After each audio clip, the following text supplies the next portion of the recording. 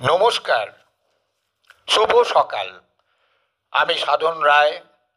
আজ এসেছি তোমাদের মাঝে এক শুভক্ষণে। আমার জন্মদিনের শুভেচ্ছা জানাতে এক সুবর্ণ সন্ধ্যায় জামশেদপুরের এক স্টুডেন্টরা বিষ্টুপুরে জড়ো হয়েছিল। কেক কাটা, খাওয়া দাওয়া যথারীতি হলো। পুরনো দিনের কথাগুলো সবাই তার প্রিয় দাদা শিক্ষককে কাছে মেলে ধরল। কি অপূর্ব অনুভূতি তাদের চেহারায় ধরা পড়ল। তাদের একটা আবেদন ছিল, দাদা আমাদের হয়ে একটা কিছু লেখো না তোমাকে নিয়ে।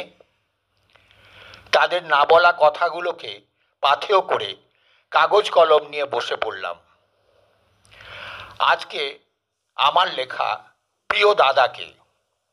আশা করি মন্দ লাগবে না আমার কণ্ঠে। প্রিয় দাদাকে।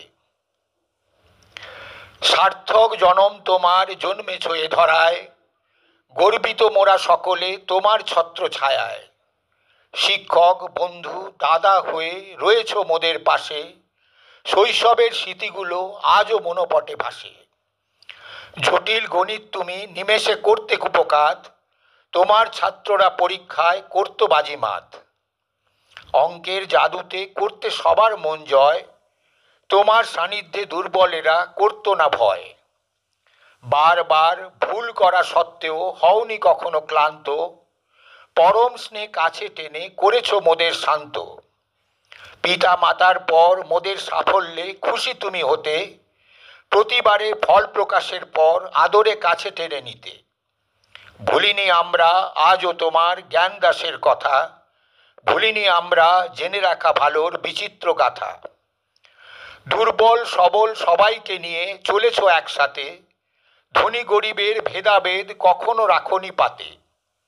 দুর্গম পথে যখনই আমরা বাধা পেয়ে অগ্রসর হই, পারবি না কেন এ স্বর তোমার কেবলই শুনতে পাই।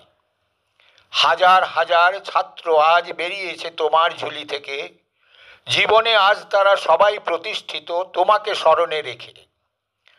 শৈশবে যে অবেদ্য ভিত গড়েছ মোদের, তারই প্রতিদানে অর্জিত সাফল্য আজ সকলের। তোমার উপযোগকৃতি ছাত্ররা কর্মরত দেশে বিদেশে, ডাক্তার ইঞ্জিনিয়ারের সাথে প্রকৃত মানুষ গড়েছ বেলা শেষে। আজও মোদের যাহা কিছু সে তো তোমারই দান, ভুলব না মোরা অক্লান্ত পরিশ্রমের বলিদান।